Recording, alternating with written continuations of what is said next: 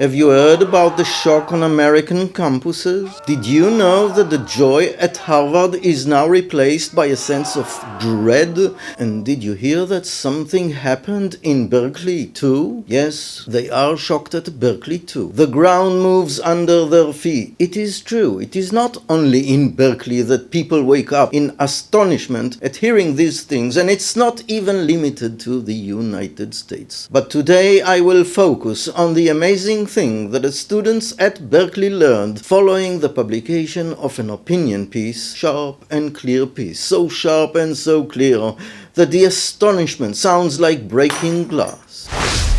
Yes, the students at Berkeley got the lessons of their lives after supporting the massacre carried out by Hamas with the assistance of the residents of Gaza in Bebari and Kfar Gaza. But that's not what the super-intelligent students at Berkeley learned. They learned that there are consequences to the decisions they made following the massacre. They are in shock that their behavior matters, that their identity and their identification with what happened in Israel is consequential. In this talk I will explain what the Berkeley students learned and how they learned a lesson in growing up. I will present you 3 aspects and 2 more conclusions. A, I will present the astonishment that descended on the Berkeley campus because of the things written by one of the professors at the Faculty of Law. B, I will explain why they are amazed and will argue that many Americans live in a movie in the sense that they are not used to having consequences following their choices or statements. And C, I would argue that suddenly anti-Semitism in America has a price. Perhaps the students gain some short-term benefit by identifying with Hamas. But then, ba-bam, their careers went down. And as mentioned, I will add a short discussion on the question of whether students should hide their opinions, and finally, that students would be better to learn things in depth before they commit their identity and the future of their careers on something they have not learned about in depth and did not think through to the end. Let's begin.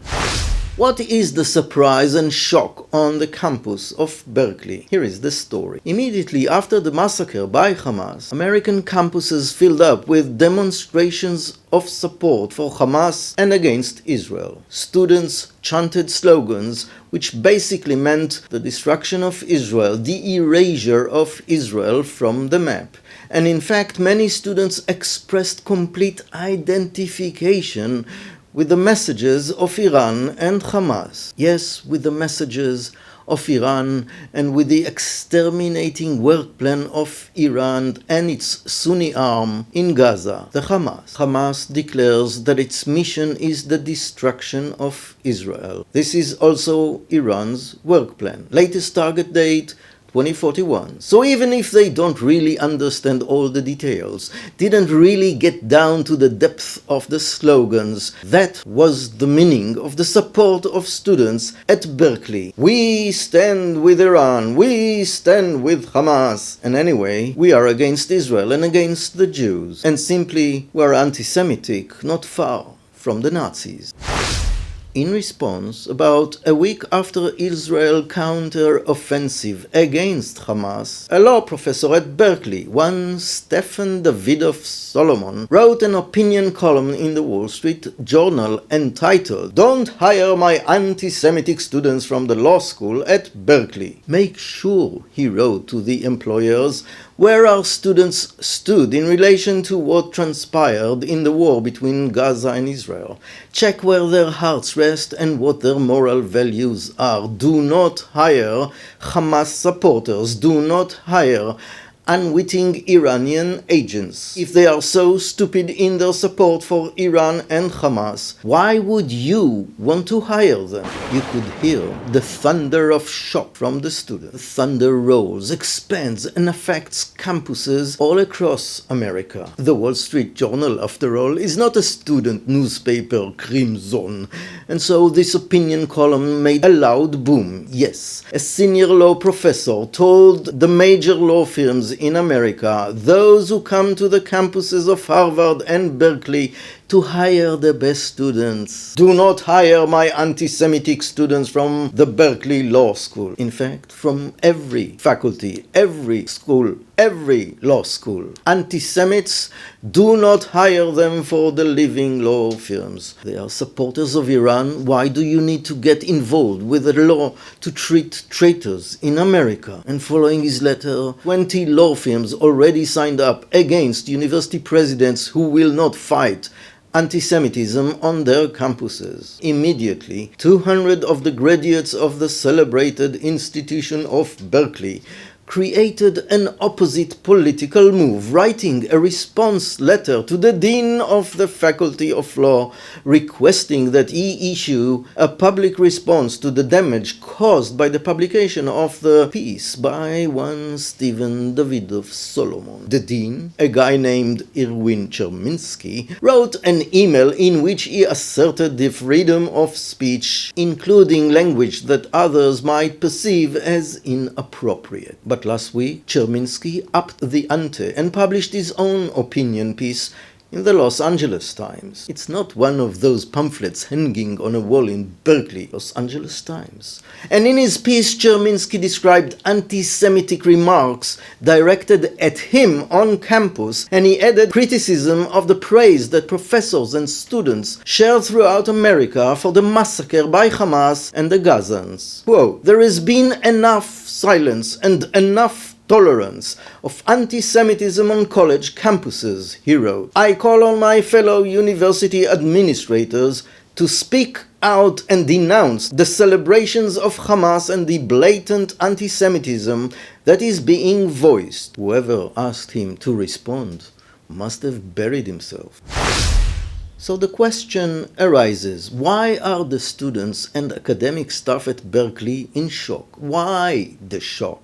And the answer is quite simple. The students suddenly realized that their statements have consequences. Suddenly, despite the greatness of their genius, the students began to realize that, oops, their behavior had consequences. Their values have consequences. What they do has consequences. What they write on Facebook and Twitter has consequences. Their words are not theoretical. Bye-bye the job offers from law firms in New York.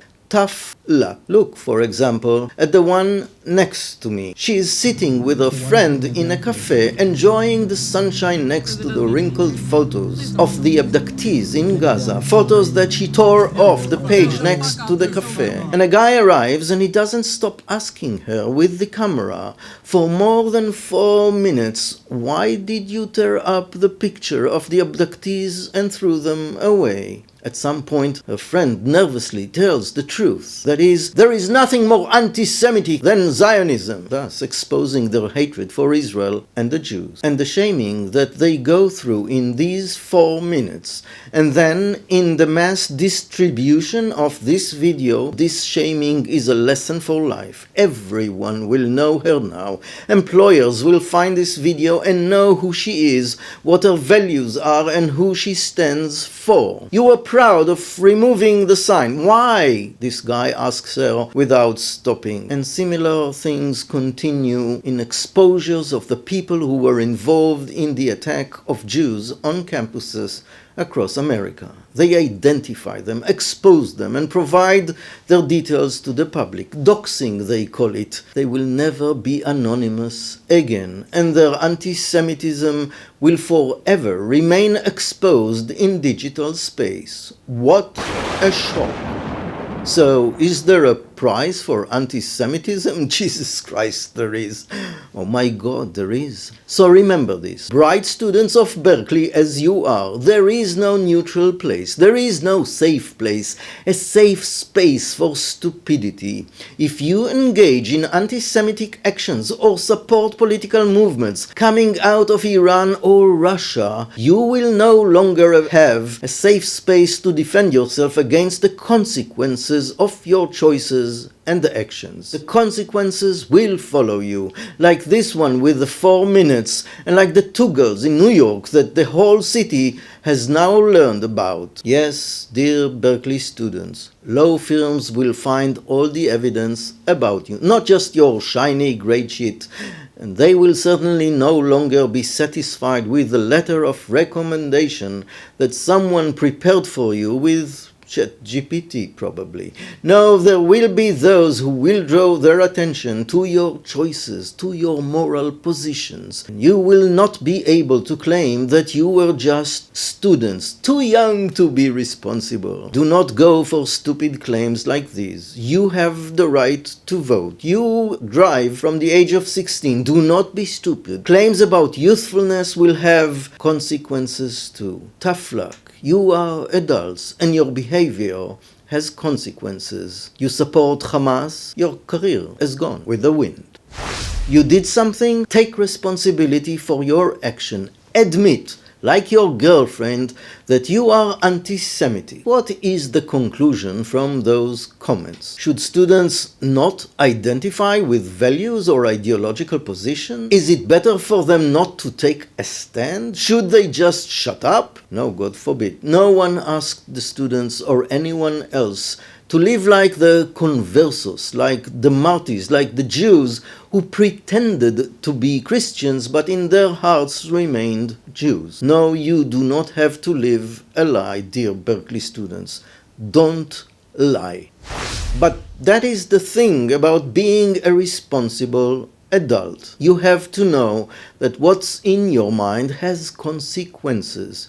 Your values, your choices, your identifications, yes, all of these have consequences. And yes, this is what it means to be an adult and a responsible adult. So this is your lesson. If you want to make sure you do not ruin your own career, then before you make declarations of identification with Iran and Hamas, declarations that might affect your life in the long term, you should then learn in depth what you are about and in whose name you are fighting for. If you are in favor of Iran, fine, say so, and we will know not to hire you. But do not support an Iranian campaign without realizing that you are puppets on an Iranian string, or Russian.